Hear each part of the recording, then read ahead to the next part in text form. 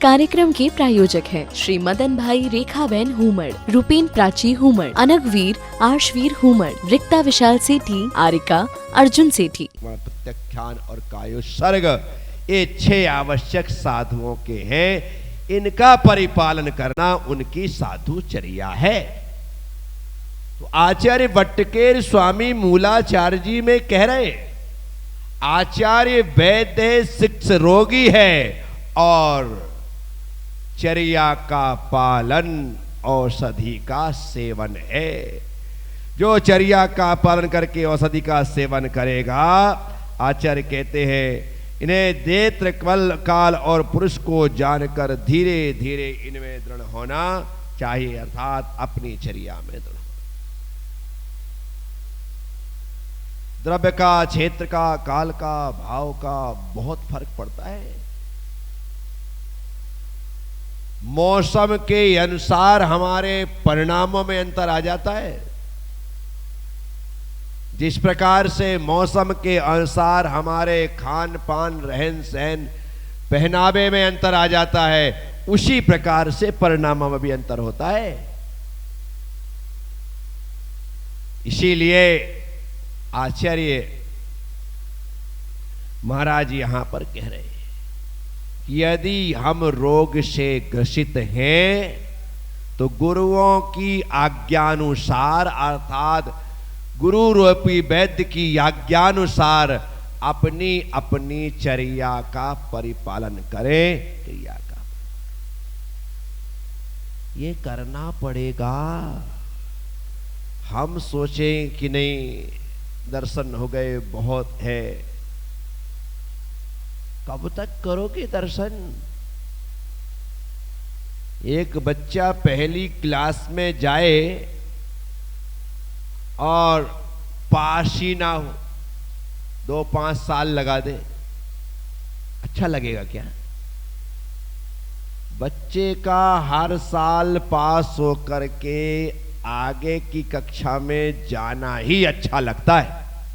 लेकिन यहां पर बैठे हुए बहुत सारे बच्चे सालों से देव दर्शन रूपी पहली कक्षा में ही पढ़ रहे हैं, अभी वे दूसरी में आए ही नहीं, तीसरी में आए ही नहीं, वो उसी में खुश है, पहली में ही। साथियों, आगे बढ़ो। पहली से दूसरी, दूसरी से तीसरी, तीसरी से चौथी, चौथी से पांचवी, पांचवी तक का स्कूल प्राथमिक कहलाता है। क्या कहलाता है? उसके बाद 6वीं, 7वीं, 8वीं माध्यमिक कहलाता है, कहलाता है ना। उसके बाद 9वीं, 10वीं, 11वीं, 12वीं, ये आया क्या, हायर सेकेंडरी, उच्च माध्यमिक विद्यालय। क्या हो गया? उच्च। हम तो पहली में ही हैं, प्राइमरी में, प्राइमरी के पहले में। कई लोग तो अभी सिर्फ प्ले स्कूल में ही है, नर्सरी में भी नहीं आए। कब तक ऐसा चलेगा? आगे बढ़ो।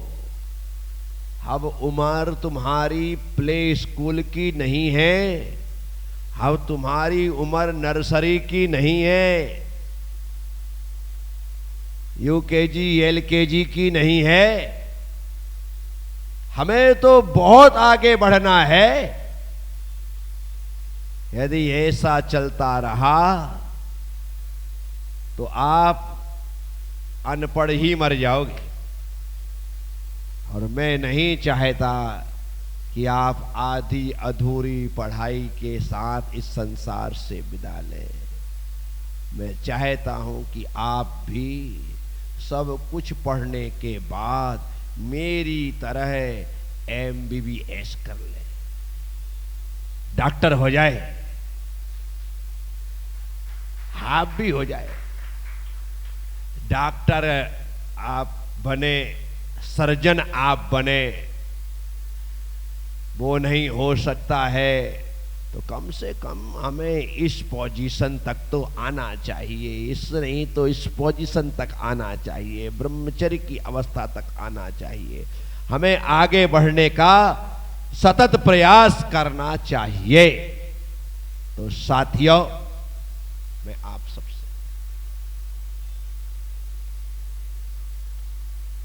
सिर्फ साधु संतों के आने पर उन्हें मंदिर के इस स्थान पर बिठा करके प्रवचन सुन लेने से काम नहीं चलता है। दुकान खुले और ग्राहक माल ना खरीदे तो फिर मेरी दुकान खोलने का मतलब क्या? दुकान खोलने के बाद ग्राहक तो आना चाहिए, भले दिन भर में 2-4 आए और 2-4 थोड़ा थोड़ा माल लेकर के जाए तो भी दुकानदार को लगेगा ठीक है आज भौनी तो हुई। क्या कहेगा? भौनी तो हुई, थोड़ा बिका तो सही, धीरे धीरे करके धंधा चल जाएगा। बस इसी तरह से साधुओं को ला करके बिठाने के साथ, उनका प्रवचन सुनने के साथ हमें थोड़ी थोड़ी ही सही अपनी चर्या में परिवर्तन लाते हुए नियम धर्म को ग्रहण करना चाहिए। तभी जाकर के सत्संग का फल आपको मिलेगा। फल है क्या? गुरुओं के पास जाकर के नियम ग्रहण करना ही धर्म के फल को स्वीकार करना है, अन्यथा फल मिलेगा क्या? मिलेगा फल। आपने नियम ले लिया, यह आपको फल प्राप्त। अभी लोग नियम से दूर भागते, नियम से मेरे बस का नहीं है, मैं नहीं कर सकता। आखिर ऐसा क्यों? आपने अपने आप के जीवन को इस प्रकार से क्यों ढाल लिया है कि आपसे जरा से नियम का पालन करना कठिन होता है? पहले के समय में तो लोगों को कहने की भी जरूरत नहीं पड़ती थी, पूरा का पूरा परिवार निष्ठा के साथ नियमों का पालन करता था। और वर्तमान में स्थिति परिवर्तित हो गई और लोग अपने नियम धर्म को छोड़ चुके हैं और छोड़ने के बाद उन्हें गिल्टी फील भी नहीं होती कि मैं गलत कर रहा हूं, मुझे ऐसा नहीं करना चाहिए। क्यों? क्योंकि अब तो उनको एकदम आदत हो चुकी है, इसी कारण से उन्हें किसी प्रकार से गिल्टी होती नहीं। सामान्य सी बात, रात में खाना है इत्मीनान से खा रहे, कोई हमें बुरा लगता ही नहीं है। क्यों? क्योंकि मैं अकेला खाने वाला थोड़ी हूं, सारे लोग खा रहे और सब एक से हैं तो गिल्टी फील होती नहीं। हाँ, जो नहीं खाता है खाने वाले उसे गिल्टी फील करवाते कि देखो कौन सी सदी में जी रहा है। अरे कोई तेरी उम्र है त्याग की, बुढ़ापे में छोड़ना, अभी तो मजे करो। जो नहीं खाता लोग उसे गिल्टी फील करवाते हैं, जबकि होना यह चाहिए कि जो खा रहा है उसे शर्मिंदगी हो कि नहीं यार मैं गलत कर रहा हूं, मुझे ऐसा नहीं करना। परंतु ऐसे लोग आपको एक भी नहीं मिलेगा, कहीं नहीं मिलने वाला जिसे शर्मिंदगी हो। वो तो बढ़िया डट के साथ का डट करके खा रहा है, सीना ठोक करके खा रहा है, अपने को चलता है पर खाते उसमें क्या है? तो नहीं खा रहा, तेरी मर्जी। अरे भाई तू खा रहा है तो सेखी तो मत बखार, कोई बहुत बड़ा काम थोड़ी कर रहा है। ये धर्म की अप्रभावना का कारण है। इससे जैन शासन की प्रभावना नहीं होती, इससे जैन शासन की अप्रभावना होती है। और 100 में 1 व्यक्ति भी नियम वाला होता है तो उसके माध्यम से धर्म की प्रभावना ही होती। लोग कहते यार कुछ भी हो, नियम का तो पक्का है, नियम का तो ये नहीं खाएगा तो नहीं खाएगा। तो आपके उस नियम की दृढ़ता ने सैकड़ों लोगों में नियम की वजह से धर्म की प्रभावना कर दे। इसलिए मैं आप लोगों से कहता हूं, जो नियम धर्म वाले हैं उनसे कहता हूं, लोग कितना भी बरगलाएं, आप उनके बरगलाने में मत आना। अपने नियम में दृढ़ बने रहना और प्रयास करना कि वो जो खा रहा है वो भी एक दिन त्याग कर दे। प्रयास करते रहना चाहिए। जो लोग प्रॉपर्टी वाले होते हैं ना, वो दिन भर गाड़ी ही दौड़ाते रहते। क्या करते हैं? किसी का फोन आया, भाई प्लाट लेना है, तो बस इतना उसका कहना था और तुमने झालावाड़ के चारों तरफ के प्लाट बता दिए। यहाँ भी है, यहाँ भी है, ऐसा भी है, वैसा भी है। कितने कैसा चाहिए बताओ? 15 बाई 50 का भी है, 20 बाई 50 का भी है, 30 बाई 60 का भी है। जैसा बोलो वैसा मिलेगा। कुछ हो गया। पास बोलो पास मिलेगा, दूर बोलो दूर मिलेगा। क्या है स्थिति है? 1000 रुपए वाला भी है, 2000 वाला भी है, 5000 वाला भी। बोल तो सही, सब दिला देंगे। गोदाम की तलाई में भी है, वहां भी दिला देंगे। क्या? वहां भी दिला देंगे। बोलो, आप तो बात करो। तो वो दिन भर घूमते और निराश नहीं होते, निराश नहीं होते। उन्हें लगता है कि महीने में 2 महीने में भी एक सौदा हो गया तो 1% मिलना है, बहुत है। क्या? अरे करोड़ों रुपए का बिकवाया तो 1 लाख तो सीधे आने हैं। महीने महीने पेट्रोल जलाने के बाद भी निराशा नहीं आती है। होगा होगा होगा। तो मैं आप सबसे कह रहा हूं, जो व्यक्ति नियम धर्म से दूर है और तुम नियम वाले हो, तो आप तो बराबर तरीके से उसको गाइडेंस देते रहो, समझाते रहो। आज नहीं तो कल तुम्हारा प्लाट बिकेगा। क्या? सामने वाला नियम ग्रहण करेगा, समय लगेगा, लेगा। तो साथियों, मैं आप सबसे कह रहा हूं, एक छोटे से प्रवास पर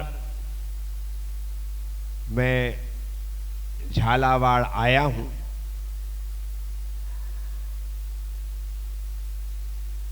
सोच करके चला था कि कुछ भी हो, कम से कम 2 दिन तो मैं झालावाड़ में रहूंगा ही रहूंगा। इसलिए आप लोगों के आते ही मैंने कह दिया कि हाँ मैं झालावाड़।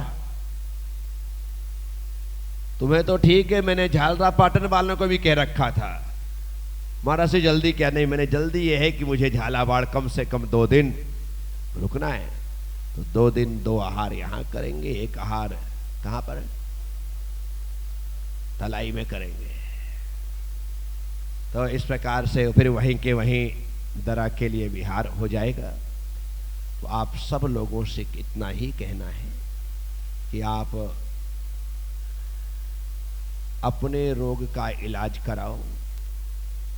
और इलाज सिर्फ इतना ही है, औषधि इतनी है, जैसे गुरु कहे वैसी चर्या का पालन करो। तुम्हारा निरोग होना, तुम्हारा स्वस्थ होना निश्चित है। बस चर्या का वैसा पालन करना होगा। तुमने किसी को 1 लाख रुपए दिए हैं तो निश्चित तौर पर जब भी आएंगे ब्याज सहित आएंगे। जब भी आएंगे ब्याज सहित आएंगे।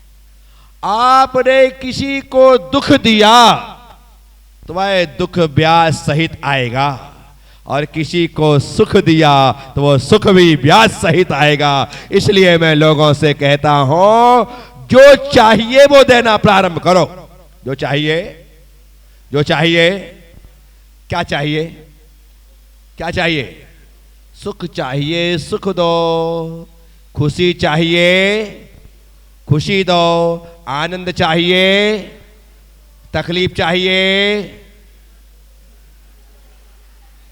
चाहिए क्या? नहीं, तकलीफ चाहिए तो तकलीफ दो। तुम यहां पर ये 2 बच्चियां बैठी,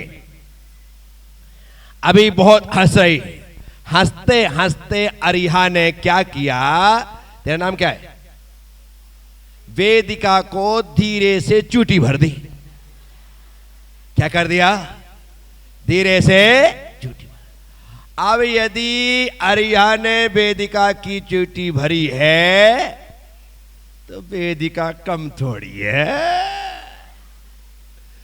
उसका जरा सा यहां वहां ध्यान हुआ कि बेटा तूने तो 1 बार ली थी, मैं 2-3। होता है नहीं होता है?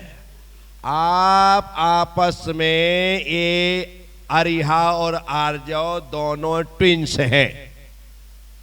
दोनों भाई बहन, और इनसे ज्यादा झगड़ा किसी में नहीं होता। क्या भाई बहन होते हैं तो झगड़ा तो होना ही चाहिए। भाई बहन जब घर में रहते हैं ना तब झगड़ा होता है। जब बहन की शादी हो जाती है तो उसके बाद इतना प्यार बढ़ जाता है, इतना प्यार बढ़ जाता है कि पूछो मत।